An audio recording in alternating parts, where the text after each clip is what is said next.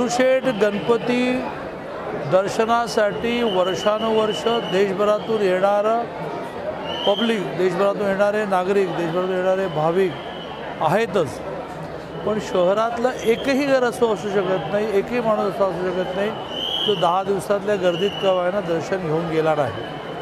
पण त्यामुळे मोठं महात्म्य आहे.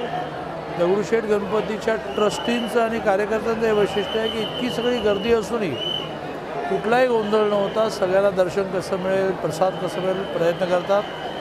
दरवर्षी नवीन देखावा असतो जो बघण्यासाठी तासनतास लोक रांगेत उभे राहतात. मी त्यांना खूप शुभेच्छा देतो. नॉर्मली मी मंडळांना असं म्हणत असतो की तुम्ही काही सेवाकार्य केलं पाहिजे. दगडूशेठचं ते खूपच सेवाकार्य आहे, ते आणखीन वाढवा एवढीच अपेक्षा.